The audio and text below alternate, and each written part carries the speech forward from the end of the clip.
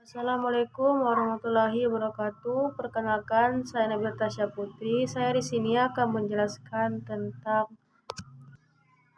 rute pemberian obat.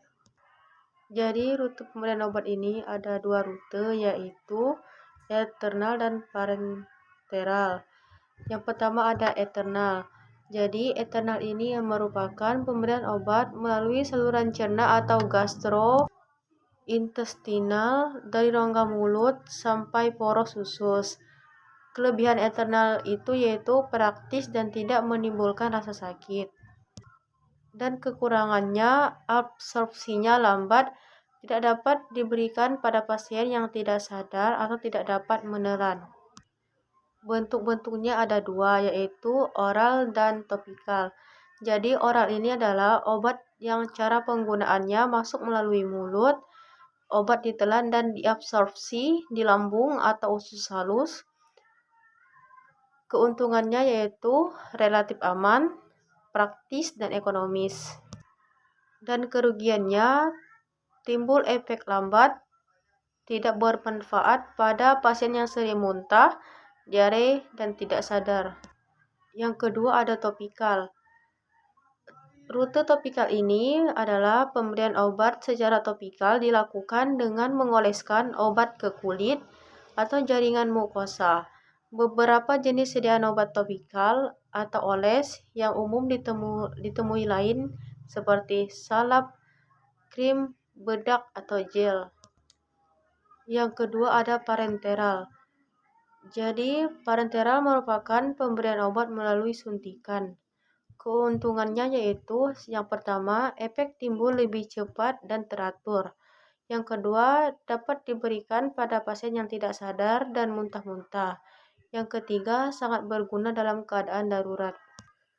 Kekurangannya yaitu menimbulkan efek nyeri, tidak ekonomis, dan membutuhkan tenaga medis. Jenis-jenis rute pemberian obat secara parenteral. Yang pertama ada intrakutan atau IC, merupakan penyuntikan langsung ke dalam jaringan kulit. Secara umum dilakukan pada daerah tengah tangan bagian ventral dengan sudut 10-15 derajat.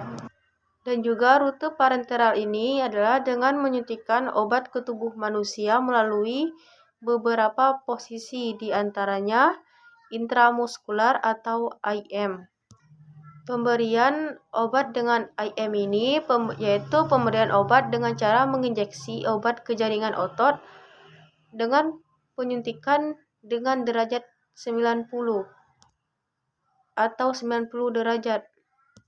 Adapun kelebihannya yaitu tidak diperlukan keahlian khusus, dapat dipakai untuk pemberian obat larut dalam minyak, absorpsi cepat, obat larut dalam air. Lokasi penyuntikannya yaitu pada daerah paha atau lengan atas. Yang kedua ada subkutan atau SC.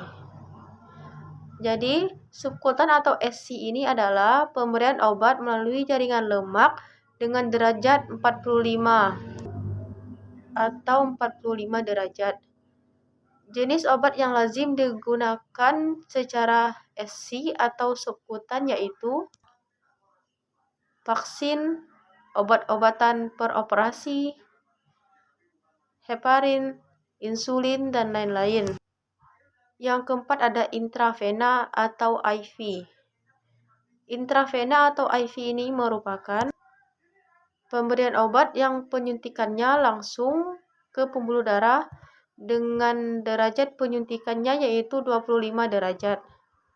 Keuntungannya yaitu mempercepat penyerapan obat. Adapun lokasi penyuntikannya yaitu pada lengan, tungkai, leher, dan kepala. Nah, itu tadi adalah rute pemberian obat. Jadi sekian dulu video dari saya, penjelasan dari saya ucapkan wassalamualaikum warahmatullahi wabarakatuh.